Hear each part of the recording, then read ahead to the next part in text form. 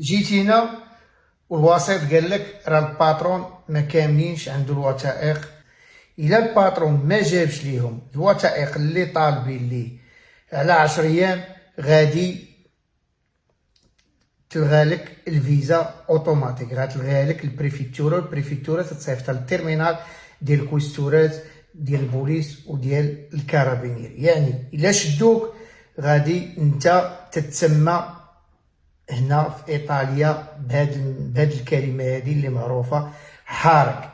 الا شدوك وبغا يطبقوا معاك القانون غادي خاصك دير واحد الحاجه. الا شتيهم بصموك وبان لك الفيلم بغاو يصيفطوك، عندك الحق تطلب اللجوء انساني باش ما يصيفطوكش. وواحد النصيحه للشباب، ما تهزوش معاكم الفلوس، ما تهزش معاك الفلوس. راه شي دراري في ساليرنو شدوهم ولقاوهم عندهم 500 600 اورو، قطعوا ليهم بيها طياره. هذه المساله غير قانونيه، وقطعوا لهم بفلوسهم طياره وصيفطوهم للمغرب. شوف، جيتي هنا وقال لك الباترون راه الوسيط قال لك راه الباترون ما عنده، خاصينو شي اوراق يصيفطهم بريفيتورا على 10 ايام. تواصلوا معايا الدراري بزاف وقلت لهم اشنو كاين وانا تواصلت مع واحد البريفيتورا لواحد الدري وقالوا لي الا ما جابش الاوراق من هنا ل 10 ايام باترون غادي تلغى ليه الفيزا. والباترون ما غاديش يجيب دوك الاوراق، خاصو الدرك، خاصو السيفيراسيون، خاصو كلشي.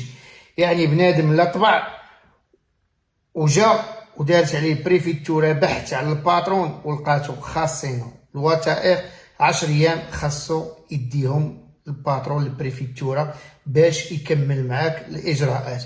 اما اللي مفاهم معاه منو الواد من المغرب هذاك راه ما تيتسالش، لحقاش الواحد الكلمه خرجتها معاه في المغرب قلتي لي انا مني الواد، خاص الواحد تكون عنده الكلمه. تنقول لك انا في حاله قال لك غادي تجي وغنكمل معاك الاجراءات، غادي ندير لك بريمو انغريسو ونمشي معاك وتدفع في البوسطه وتبصم وندير لك 39 جورناطه، ومنين يخرج الديكريتو فلوسي ندير لك الكونفيرسيوني.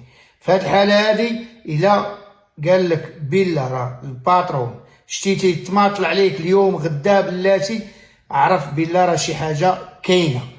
الا صيفطوا ليه قالوا الباترون 10 ايام جيب لنا هاد الوثائق ما جابهمش، عرف راسك الفيزا تلغات.